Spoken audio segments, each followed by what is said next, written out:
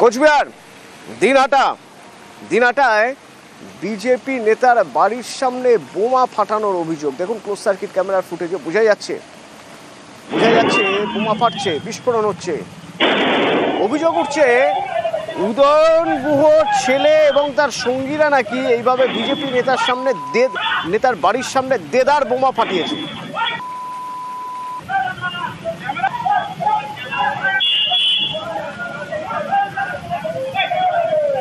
শুভঙ্কর আছে আমার সঙ্গে সরাসরি। শুভঙ্কর, কখনকার ঘটনা?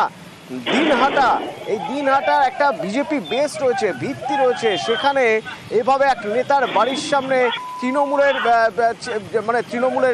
অভিযোগ তো উঠছে, তৃণমূল বা তৃণমূল আশ্রিত দুষ্কৃতী যারা রয়েছে তারা এইভাবে দুষ্কর্ম করতে পারলো কিভাবে? কি হয়েছিল? কখনকার ঘটনা? আশপাশে কেউ ছিল না?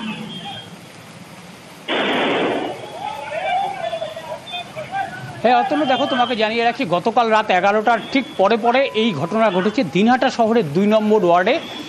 বিজেপি নেতা অজয় রায়, বিজেপির জেলা সম্পাদক, তার বাড়ির সামনে এই বোমাবাজির ঘটনা ঘটেছে। এবং তার বাড়ির সামনে সিসিটিভিতে যেটা দেখা যাচ্ছে যে কিছু ছেলেপেলে রাত 11টা নাগাদ তার বাড়ির সামনে বোমা ফাটায়। শুধু বোমা ফাটানোই না, তার বাড়ি লক্ষ্য করে, বিজেপি নেতার বাড়ি লক্ষ্য করে গালিগালাজ করে বলে অভিযোগ, বিজেপি নেতার অভিযোগ। এবং বিজেপি নেতা যার বাড়ির সামনে এই ঘটনা ঘটেছেন, সেই অজয় রায়, তিনি যেটা অভিযোগ করেছেন, উত্তরবঙ্গ উন্নয়ন মন্ত্রী উদয়ন গুহর ছেলে সায়ন্তন গুহর নেতৃত্বে এই হামলা চালিয়েছে।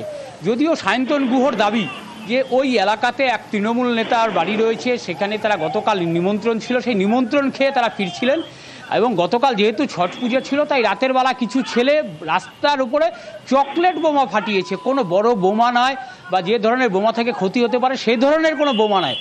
বিজেপির যে নেতা অজয় রায় এই ধরনের অভিযোগ করছেন, তার কোনো ভিত্তি নেই, বেজ নেই, এলাকায় সংগঠন নেই। তিনি এই ধরনের ভিত্তিহীন অভিযোগ